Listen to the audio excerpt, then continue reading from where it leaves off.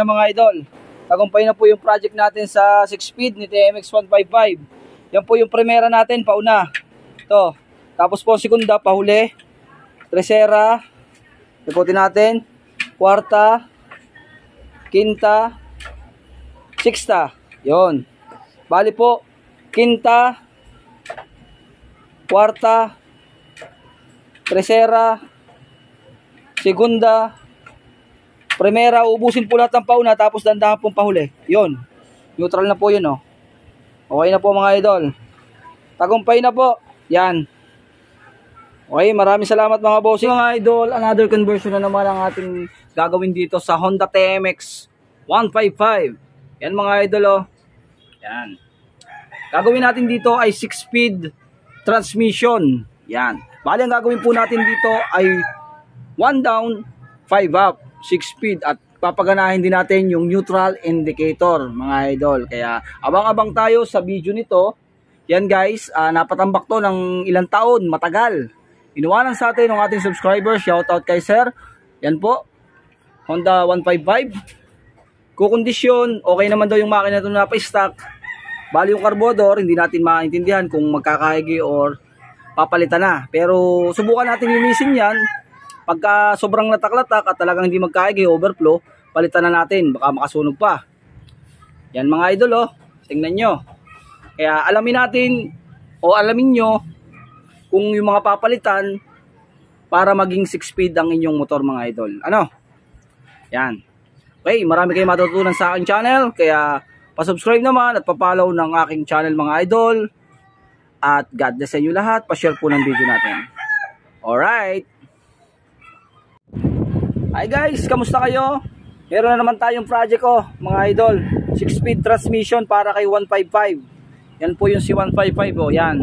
TMX 155. Gagawin nating 6-speed. Ano yung mga dapat na kailangan nating gawin o ilagay sa ating mga motor mga idol. Buong transmission ilalagay natin kagaya nito. Yan mga idol Buong transmission ni 6-speed, ito po yung primera, segunda, tercera, kwarta, quinta, sixta. Primera, segunda, tercera, kwarta, quinta, sixta. Yan po, mga idol. Yan, sixta na po siya, 6, yan. Bali, pinare-spline ko pa rin para po mas matibay. Shoutout po kay Caberhel Machine Shop. Ito na po yung ating project, Caberhel. Yan, pinagawa ko na rin kay Caberhel para mas matibay. Kasi po, pag mga Excel talaga, hindi natin maaasahan talaga yung spline dahil enduro, laging sinasaltak, masisira. Kaya, para po sa may mga ganito, tuturo ko na rin sa inyo yung tutorial para matutunan nyo yung mga gear, kakalasin ko muna isa-isa. Ano? Okay?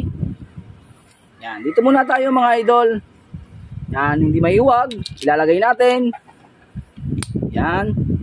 Tapos, yung washer po dito, magkatulad. Ito yon. Magkatulad po siya na makapal. Dito, ilalagay natin tong second gear. Meron siyang busing mga idol. Tapos washer. Yan. Tapos, dito naman manipis. May katulad din siya na manipis. Ilalagay natin dito. Tapos yung ating first gear. Manipis din. Tapos yung ating bushing sa kicker. Ilalagay natin. Tapos, washer na makapal. Tapos na tayo sa counter shaft. Ito naman yung ating manipis na washer sa idle mga idol. Ito. Tapos lalagay natin yan. Okay, alright. Tapos dito tayo. Hindi naman mahihuwag dahil may lock. Meron siya ditong spline. Washer. Lalagay natin tong gear. Tapos second gear natin. Tapos to. Yan. Kakaiba po yung shafting niya. Tapos itong special washer. Alright. Tapos na tayo dito. Pwede na nating ilagay mga idol. Yan. Buo na. At commercial muna tayo. Valvoline oil. Maganda po sa motor natin. American owned Champ 40 motorcycle oil 20W40. Yan. 1 liter. Ito po maganda sa mga motor natin. Lalo sa mga Honda. Subukan na po ito mga idol. Alright. Valvoline oil, available na po yan dito sa atin. Yan, mga gusto po ng Valvoline. Yan.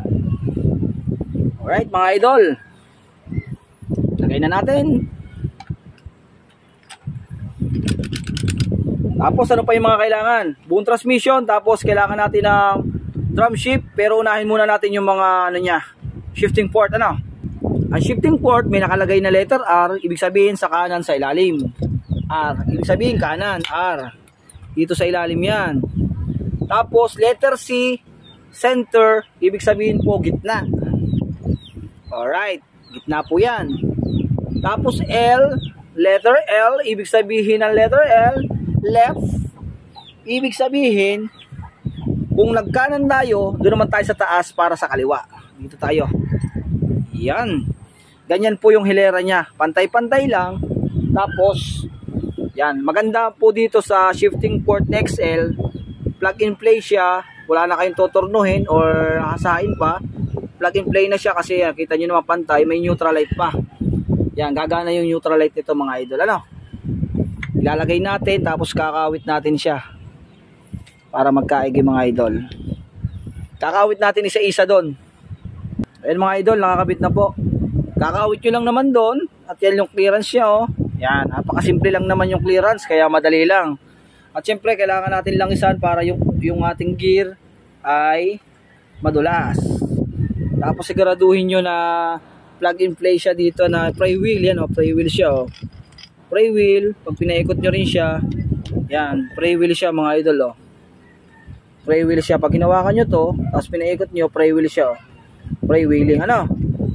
Alright mga idol, yan, papalitan din natin ang timing gear set. Yan mga idol, papakita ko sa inyo mamaya. Yan, mga idol, kailangan kong tanggalin yung timing gear. May puller tayo yan, medyo magalit nga lang. Yeah. Okay. Papalitan natin ang timing gear. Ito ilalagay natin mga boss. Yan. Timing gear pag brand po. Matibay po yung pag brand. Walang kalansing. Alright.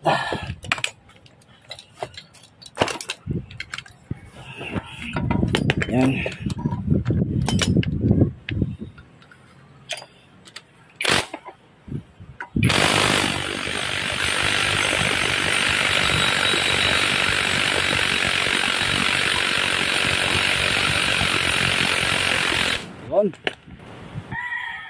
Yan. Matibay yan mga idol. Yan.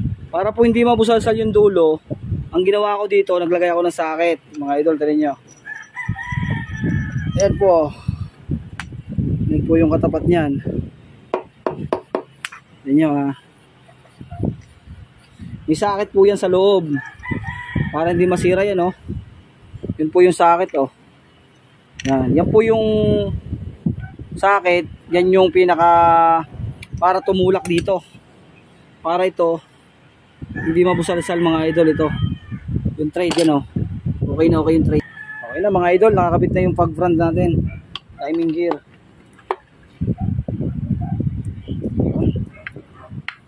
Lagyan na natin yung gasket, mga gasket idol oh. Yan, maganda klase po yung gasket na yan.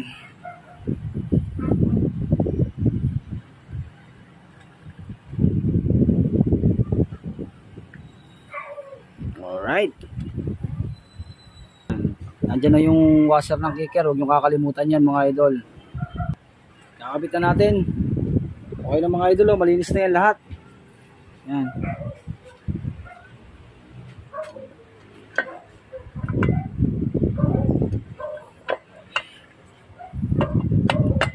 Tatapat lang natin yung sa kicker para pumasok. Yan. Pag tumapat na, gaganyanin nyo na siya. Papasok na ng kanya yan. Hindi nyo na kailangan paluin pa. Papasok ng kanya yan mga idol. Yan, oh. Ilagay natin. Pag pumasok ng kanya, ilalagay nyo lang yung mga bolt. Tapos sa hapitan, ilagay yung mga tornilyo. Yan. Okay. Diba? Yan, hapitan nyo lang. Tapos pag napitan nyo mga idol, sisiguraduhin nyo to na yan, pray wheel siya. Wala siyang ingay dapat. At isa pa, umiikot siya ng ganyan, no? Yan. Tapos yung kalog niya, konting-konti lang. Okay. Pati yung sigunyal, mga idol, oh. Dapat ganun din. Yan. Okay naman, walang biyada, maganda. Kaya tahimik. Pagka ganun, wala din kaslog siya. Pag hinila nyo yung kanyang gear, ano? Lalagay natin yung stopper cam, tapos yung spring dito sa ilalim. Ngayon mga idol, lalagay naman natin to. Kailangan natin tong ganunin, yan. Pag kasi na ganyan pa ilalim, kasi kailangan nating ilagay to. Yan. Siguraduhin natin itama dito para tumama siya. Ito yung neutral natin, ito. Ito yung pinaka-neutral, itong pinaka-butas na yan. Siguraduhin natin itama. Kasi pagkasala, hindi talaga tatama yan.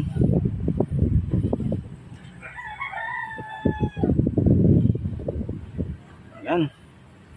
Kaya pita natin. Ito natin ng 10mm. Yan. Siguraduhin natin i-neutral.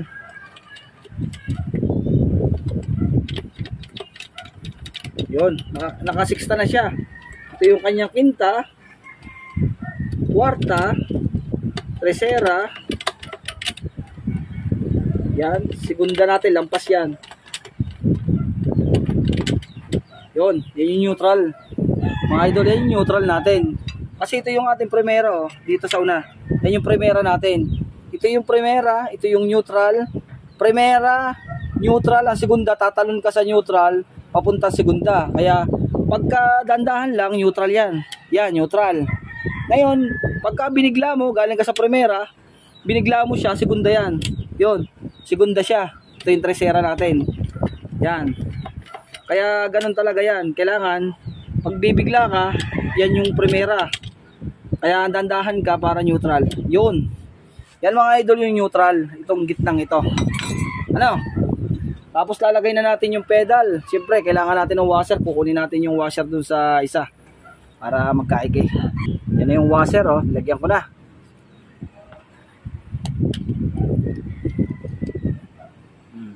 Lagay na natin. Mga idol.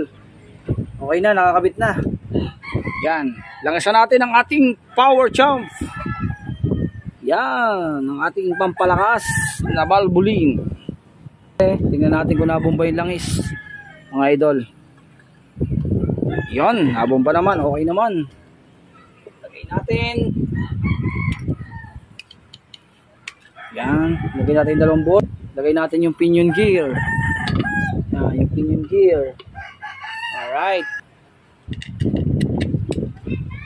Idol, narimatche na po. Tignan nyo, hindi na halatang narimatche, oh. Yan, narimatche na po yan. Wala na pong alog. Hindi kagaya kanina. Yan, okay na po. Yan, lagay na natin. Yan. Okay na, pati po class lining, oh. Original po yan, genuine, yan, oh. Yan. Okay. Alright, class lining pa lamang. Malasa na. 1,000.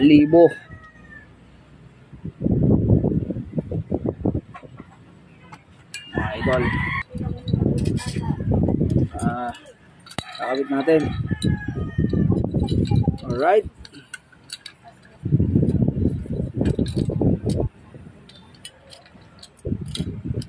Tayo. Matalas. Lahat po ng matalas mga idol dito sa part na to. Yan. Yan po yung matatalas. Yan. Ano? Tapos saka natin ilalagay ng tama yung clutch wheel. Yan. Alright na. Tama na siya, oh. Tapos saka natin ilalagay.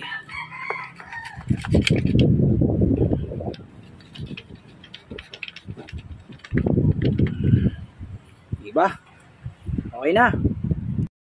Mga idol, oh, bago na yung tornilyo. At ito, bago na din, oh.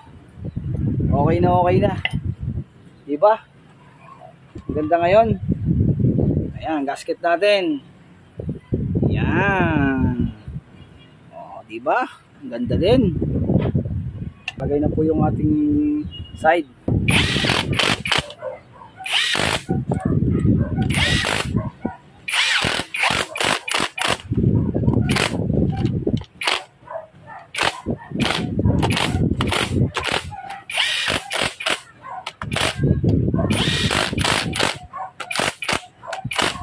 Alright.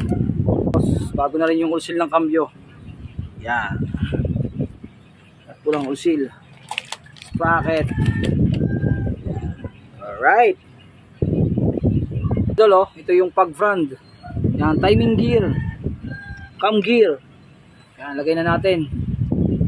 Tapos to. Lagay na natin yan. Nakabit na yung piston natin, bago na. Tapos dalawang dowel pin. Hindi ko kasi matanggal yung dowel pin nung nasa block. Kaya meron tayong dalawang dowel pin. Ito na lang ilagay natin. Tapos bago na yung block natin, oh, mga idol. Pati piston, set. Yan.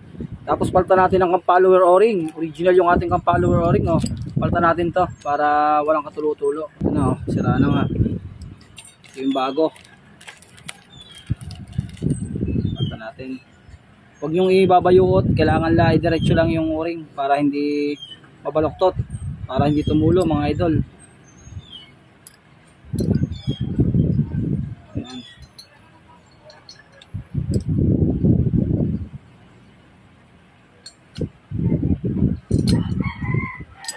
Okay, lalagay natin ang yung cylinder block natin. Lalagay na natin, mga idol. Ayan.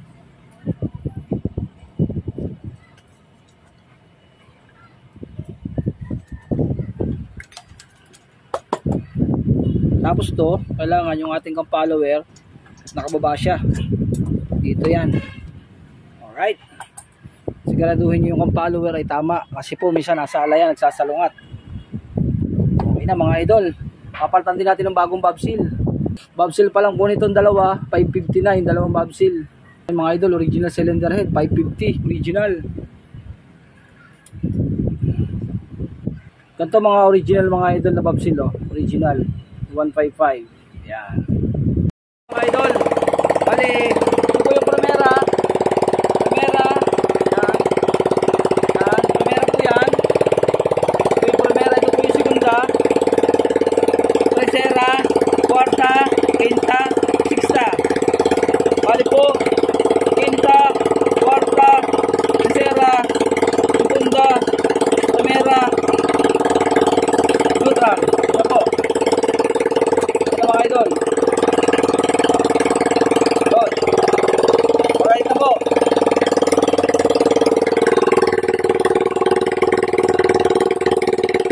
Yan.